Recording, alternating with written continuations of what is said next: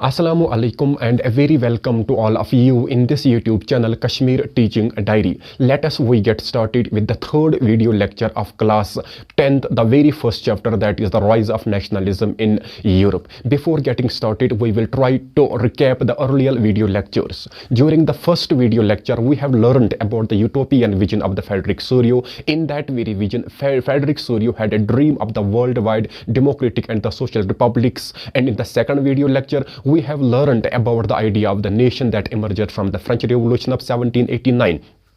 In that very video lecture, we learned how the collective belongingness emerged in the France. We learned about the concept of la patrie, that is fatherland, the concept of les citoyens, that is the concept of citizenship. We learned about the united community, and we also learned how this united community was governed by a single constitution. We also learned about hosting of the new French flag, the tricolor, which replaced the original or the royal former flag of the monarchical government. We also learned that oaths were taken.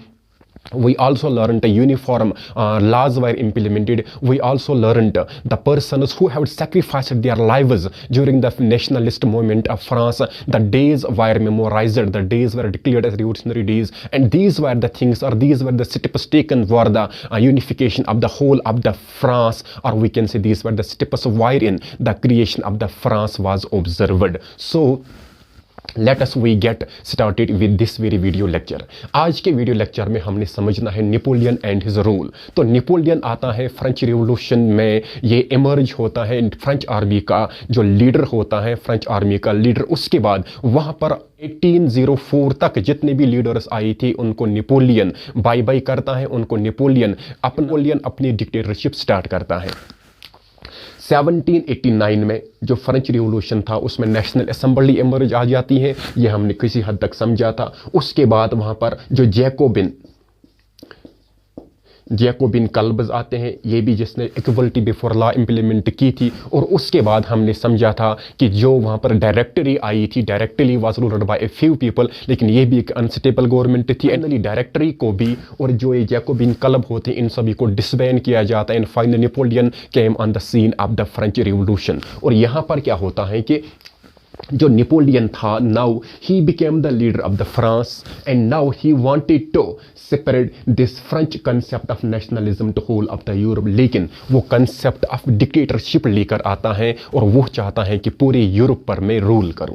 तो आइए हम समझने की कोशिश करते हैं. Napoleon set about introducing many reforms that had been introduced in the France. Napoleon ने पूरा सब कुछ वो अंडो किया जो पहले रिफॉर्मर्स ने या जो पहले रूलर्स ने इनिशिएट लिए हुई थी. इसको इसने चेंज करना चाहा कि और इसने फ्रांस में reformation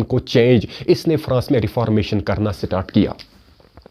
Through a return to monarchy, Napoleon had no doubt destroyed democracy in France, but in the administrative field, he had incorporated revolutionary principles in order to make the whole system more rational and efficient. कहा जाता है कि Napoleon के जरिए अगरचे dictatorship आई, Napoleon के जरिए अगरचे मोनार्कियल फॉर्म ऑफ गवर्नमेंट ही आई, अगरचे नेपोलियन ने डेमोक्रेसी को डिस्टर्ब ही किया, लेकिन नेपोलियन के रीन के अंडर बहुत सारे वो एडमिनिस्ट्रेटिव मेजर्स लिए गई जिनके जरिए से जो एडमिनिस्ट्रेटिव सिस्टम था वहाँ पर, जिनके जरिए से एडमिनिस्ट्रेटिव निज़ाम जो वहाँ पर था वो बहुत ज़्यादा रैशनल हुआ और वो बहुत ज़्यादा एफिशिएंट हुआ. किस तरह से ये किया गया तो ये हमने जानना है. इसे कहा जाता है सिविल कोड ऑफ 1804 या इसे हम जानते हैं नेपोलियनिक कोड ऑफ 1804. तो हमारा क्वेश्चन आ सकता है, what do you understand by the Napoleonic code of 1804. तो यही कुछ आंसर हमने लिखना है. या क्वेश्चन आ सकता है, what do you understand by the civil code of 1804. तो यही हमने आंसर लिखना है. या क्वेश्चन आ सकता है कि what were the steps taken by the Napoleon during the French revolution. तो उसमें भी हमने यही कुछ आंसर लिखना है. आइए हम समझने की कोशिश करते हैं कि जो सिविल कोड ऑफ 1804 था नेपोलियन के जरिए, ये क्या था. Napoleon did away with all the privileges based on birth and established equality before law. पहला कंसेप्ट हम समझने की कोशिश करते हैं कि during the French struggle, during the French resistance, हमने समझा था कि वहाँ की जो सोसाइटी थी 3 स्टेट्स में डिवाइड की गई थी, जहाँ पर first and the second state privileges by birth enjoy कर रही थी, स्पेशल सिटीजन ट्रीट किए जाते थे. उन प्रिविलेजेस को नेपोलियन ने ख़त्म किया। और यहाँ पर हम ये कहेंगे कि जब प्रिविलेजेस को ख़त्म किया जाता है कि concept of equality before law जो इंडियन कॉन्स्टिट्यूशन में भी है आर्टिकल 14 to 18 ये वहाँ पर इम्प्लीमेंट पहले किया गया। पहले कंसेप्ट में हमने क्या समझा कि जो भी privileges by birth French society में डिफरेंट सिटीजन्स वहाँ पर इंजॉय करते थे उन सभी प्रिविलेजेस को ख़त्म किया गया और concept of equality before law को इम्प्लीमेंट किया गया नेपोलियन के जरिए 1804 सिविल कोड में। दूसरा, Napoleon secured the right property. Right property, it was made a right. It means every individual has the right to secure his property. और कोई भी दूसरा इंडिविजुअल किसी की प्रॉपर्टी पर कब्जा नहीं कर सकता है। तीसरा, Napoleon simplified administrative divisions, abolished the feudal system and freed peasants from serfdom and manorial divisions। Napoleon ने सिंप्लीफाई किया एडमिनिस्ट्रेटिव सिस्टम को और जो भी फ्यूडल सिस्टम वहां पर प्रेवलेंट था, जो भी फ्यूडल ड्यूज एक्सट्रैक्ट किए जाते थे, जो मैनोरियल ड्यूज एक्सट्रैक्ट किए जाते थे by the lords, by the feudal lords, उन सबको वहां पर खत्म किया जाता है। मीन्स कि जो पीजेंट्स थे उनकी जिंदगी को बेहतर बनाने के लिए ये वाला कदम लिया जाता है।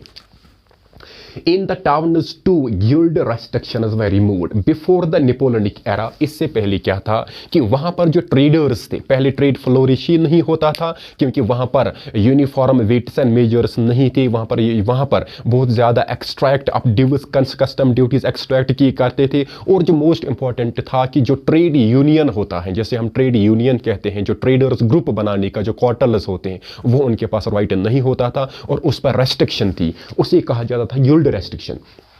और वो जो गिल्ड रेस्ट्रिक्शन थी उसको नेपोलियन ने रिमूव किया। इसका मतलब ये हुआ कि अब वहां पर जो ट्रेडर्स हैं वो गिल्ड्स बना सकते हैं, वो वहां पर ट्रेड यूनियंस बना सकते हैं, so that trade may gate flourished. और ट्रेड को बेहतर बनाने के लिए transport and communication system was improved. Transport and communication system को बेहतर बनाने के लिए काम किया गया।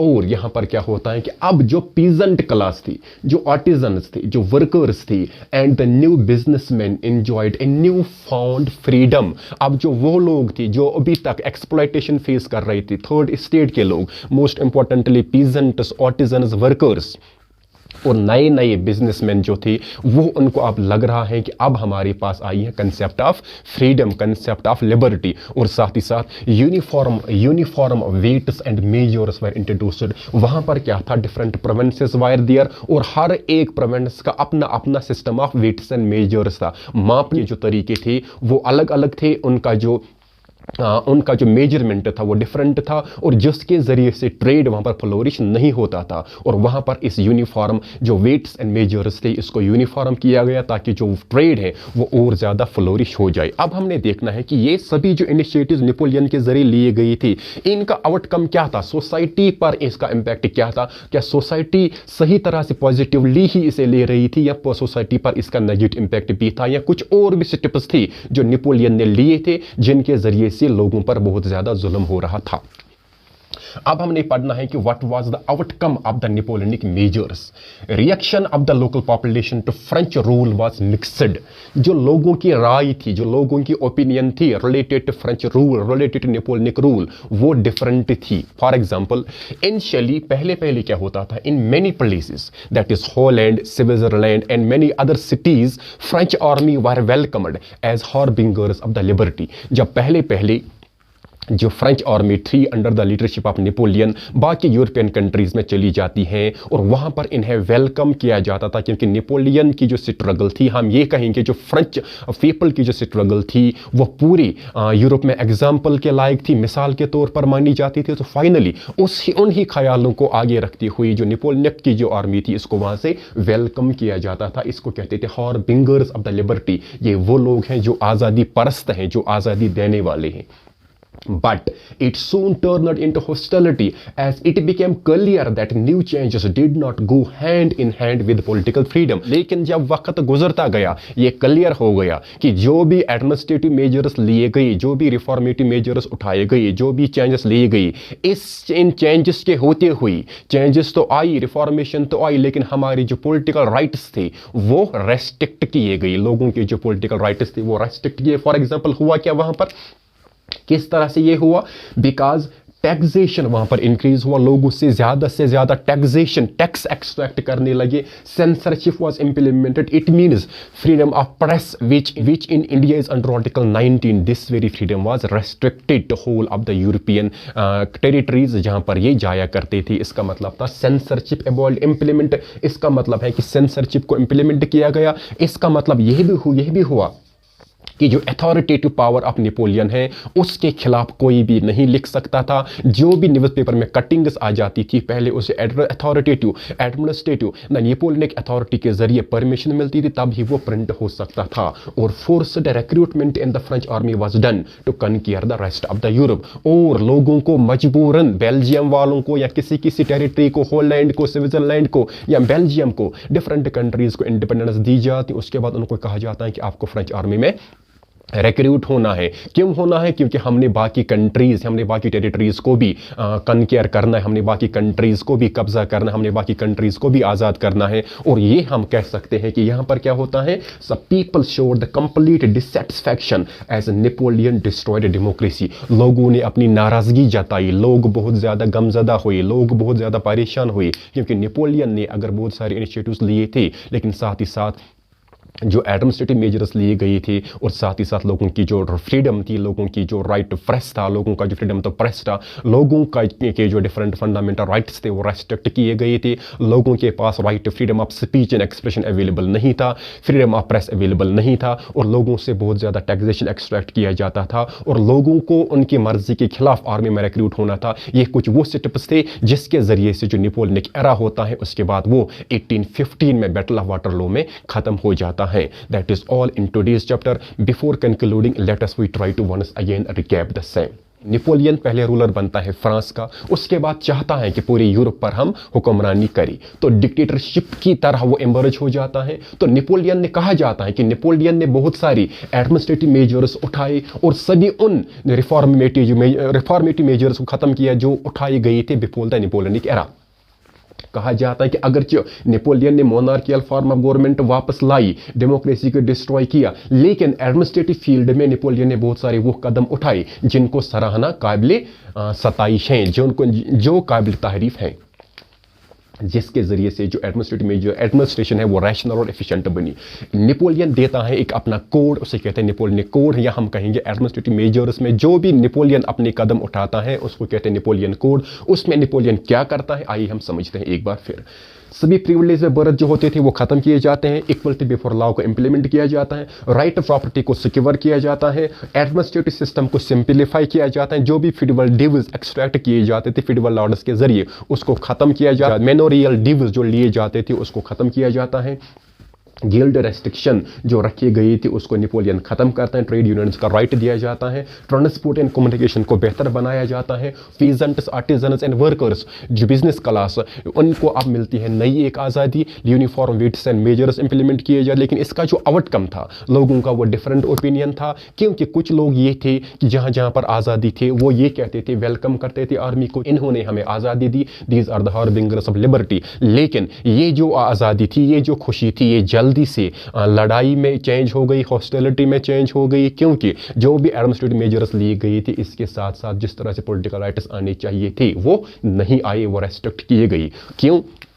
क्योंकि लोगों से बहुत ज़्यादा टैक्स लिया गया, सेंसरशिप इंप्लीमेंट किया गया, forced recruitment to French army किया गया ताकि बाकी फ्रेंच टेरिटरीज को भी कब्जा किया जाए। इस तरह से लोगों में एक डिससेटिस्फैक्शन क्रिएट हो जाती है एंड फाइनली कहा जाता है कि डेमोक्रेसी को डिस्टर्ब किया जाता है नेपोलियन के जरिए। नेपोलियन रूलर टिल 1815 और 1815 में बैटल ऑफ वाटरलू हो जाता है जिसमें से नेपोलियन को डिफीट दी जाती है। That is all in today's video lecture. We will be back in the 4th video lecture. Till then stay blessed.